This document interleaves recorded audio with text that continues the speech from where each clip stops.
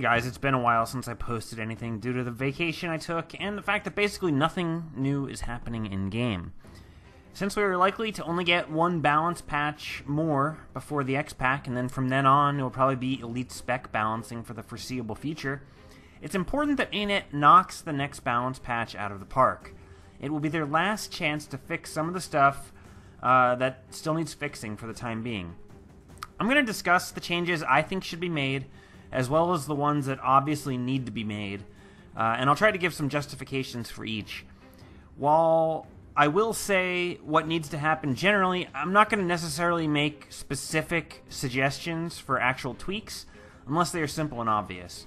A lot of times ANET likes to nerf several skills in a powerful build a little bit, instead of nerfing one skill a lot to achieve the same effect. I don't particularly care which way they go, as long as the results are correct. So first, I want to say that when I suggest a nerf, I really do not think nerfing cooldowns is the right move for them to make. Ruining nice DPS rotations and making them super clunky is really a much bigger feel-bad than nerfing damage for good players. For bad players who have bad rotations, they don't notice cooldown changes because their rotations were shit anyway. Good players are disproportionately affected by cooldown changes. It's not a great idea philosophically to nerf a build in a way that punishes you for being skilled.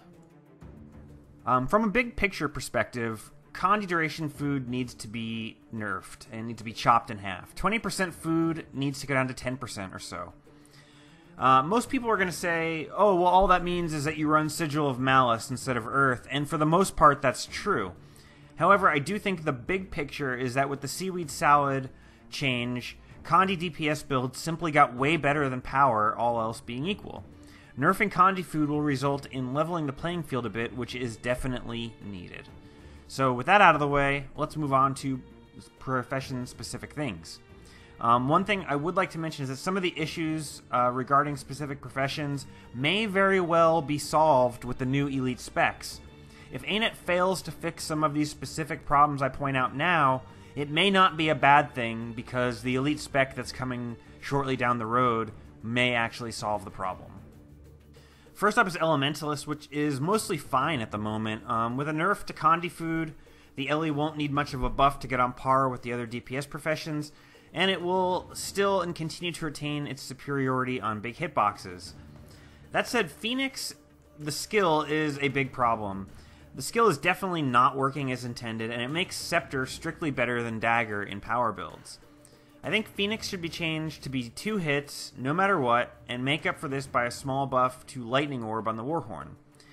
Additionally, for Condi Ellie, the burning duration of Drake's Breath is simply too strong, and the burning duration of the Scepter Fire auto attack is too weak.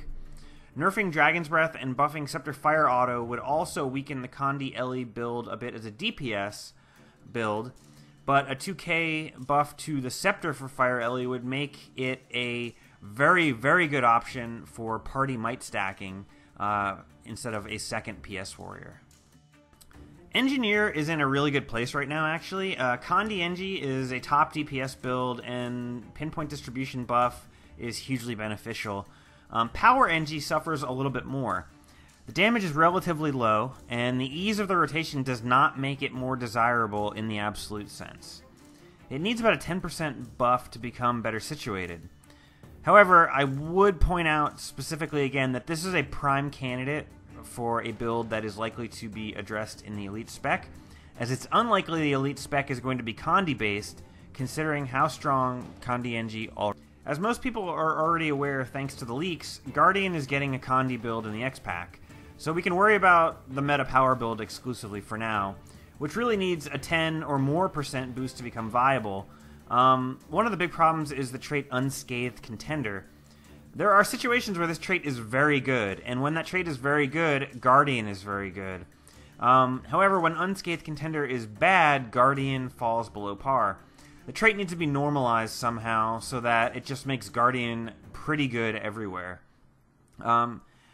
However, even with that change, Guardian would still need a little bit of a buff to be on par with everything else. The big issue is that the damage of a Power Guardian is basically the same as a Power Engi, except Power Engi brings pinpoint distribution, which is going to buff a lot of members of his group. and it pushes, and it's an easier rotation to play. So there's really no situation, even if you were a noob player who didn't really know how to do DPS rotations that well, you'd be better off on Power NG being a huge buffer to your team than Guardian. So that definitely needs to be addressed. Mesmer is in a pretty good spot. Condi Mesmer as a DPS build suffers a bit from the nature of Torment. If the effect of the Torment was more normalized, it would be generally good rather than specifically good. Chronomancer is actually pretty in line with where it needs to be, although it suffers from the problem that if you buff Mesmer's sword damage, it makes Chrono harder for a new spec to replace. Any buff to the base Mesmer power DPS needs to be done in that context. If you buff Mesmer damage too high, the total package of Alacrity plus personal DPS gets too high for a future quickness stacker to overcome in the X-Pack. Power Necro. Wow, Power Necro really needs like a 30% DPS buff. That's a lot to accomplish in one balance patch without totally revamping it in a major way. That said, the Spite trait line needs to be revamped. Revamping Necro's Soul Reaping line too, so that you don't have to put all the power buffs into one trait line, is probably a good idea. Condi Necro is mostly fine, though it could use a small touch of extra damage. I do understand that with an elite spec coming that is rumored to be Condi based, they probably don't want to touch Condi Necro too much at this point. Alright, so Ranger is actually in a pretty good spot. Condi Ranger does pretty acceptable damage, and Druid is of course great. I do think, however, that Ranger spirits need to affect 10 players like Warrior Banners. This is something that must happen, no debate. In the future, there will be a strong push to bring only one Druid to a raid squad once we have other viable, good healers. Even if a second Ranger doesn't add much grace to the land, or a second Druid I should say, it still adds Spotter and Spirits, which have a very high total value. Spotter is pretty low value actually. It's 2% damage boost to a full power group, much less to a Condi group. Spotter we can live without in the future. Spirits, however, we cannot. For the sake of the future game's balance, please ANET, please listen to me. Spirits must go to 10 players so that we can bring a single Druid and not feel obligated to bring a second Druid to every raid group forever after the X-Pack. If you do nothing in this video, please take that into account. For the Revenant, I'm going to ignore the Condi Rev for the time being, since it's rumored to be the focus of a new elite spec. The current power spec is about 10% less damage than it needs to be in order to be meta in a full power sub-squad.